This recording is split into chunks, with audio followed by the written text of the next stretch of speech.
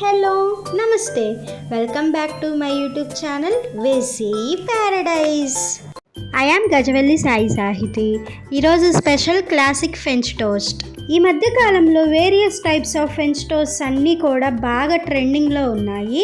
నేను ఈరోజు మీకు చూపించబోతుంది బేసిక్ ఫ్రెంచ్ టోస్ట్ అనమాట.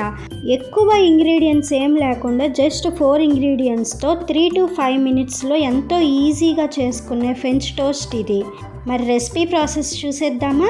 Let's begin the recipe process. First 150 ml milk తీసుకొని అందులో మీ స్వీట్ లెవెల్స్కి తగ్గట్లుగా షుగర్ యాడ్ చేసుకోండి. ఇక్కడ నేనైతే 1.5 టీ స్పూన్ షుగర్ యాడ్ చేశాను. ఒక్కసారి మిక్స్ చేసుకొని పక్కన పెట్టుకోవాలి.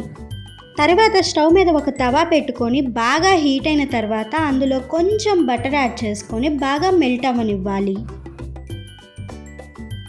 ఇలా మెల్ట్ అయిన తర్వాత ఒక బ్రెడ్ స్లైస్ తీసుకొని ఒక సైడ్ ఏమో గోల్డెన్ బ్రౌన్ కలర్ వచ్చేంత వరకు రోస్ట్ చేసుకోండి. ఇంకొక సైడ్ ఏమో లో ఫ్లేమ్ మీద 10 సెకండ్స్ మాత్రమే రోస్ట్ చేసుకొని పక్కన పెట్టుకోవాలి. 2 సైడ్స్ కూడా బటర్ తోటి రోస్ట్ చేసుకోండి. మీ దగ్గర బటర్ అవైలబుల్లో లేకపోతే నెయ్యితోటి రోస్ట్ చేసుకోండి. ఈ బ్రెడ్ స్లైస్ని తీసి పక్కన పెట్టుకున్న తర్వాత అదే తవా మీద ఇంకొంచెం బటర్ యాడ్ చేసుకొని మెల్ట్ అయిన తర్వాత మరొక బ్రెడ్ స్లైస్ని తీసుకొని అదే ప్రాసెస్లో మనం రోస్ట్ చేసుకోవాలి.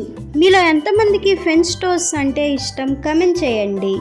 సో మనం ఈ బ్రెడ్కి ఒక సైడ్ గోల్డెన్ బ్రౌన్ కలర్లోకి రోస్ట్ చేసుకున్నాం కదా, ఆ సైడ్ మీద ఇప్పుడు మనం రెడీ చేసి ఉంచుకున్న మిల్క్ని కొంచెం యాడ్ చేసుకోవాలి. మిల్క్ యాడ్ చేసుకున్న తర్వాత నుంచి మనం ప్రాసెస్ మొత్తం కూడా లో ఫ్లేమ్ మీదే చేసుకోవాలి.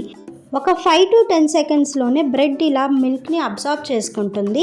ఈ స్టేజ్లో మనం రోస్ట్ చేసి ఉంచుకున్న బ్రెడ్ స్లైస్లో గోల్డెన్ బ్రౌన్ కలర్గా రోస్ట్ చేసుకున్న సైడ్ని ఈ బ్రెడ్ స్లైస్ మీద పెట్టుకోవాలి. ఇలా పెట్టుకున్న తర్వాత దాని మీద ఉన్న పాలలో సగం పాలని ఇలా యాడ్ చేసుకొని బ్రెడ్ బాగా అబ్సార్బ్ చేసుకున్న తర్వాత ఇంకో సైడ్కి జాగ్రత్తగా ఫ్లిప్ చేసుకోవాలి.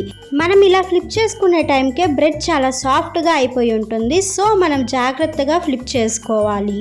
ఇలా టర్న్ చేసుకున్న తర్వాత మిగిలిన పాలన్నిటినీ కూడా యాడ్ చేసుకొని పూర్తిగా అబ్సార్బ్ చేసుకునేంత వరకు వెయిట్ చేసి డైరెక్ట్గా వేడిగా సర్వ్ చేసుకున్నాము అంటే ఎంతో టేస్టీగా ఉంటుంది.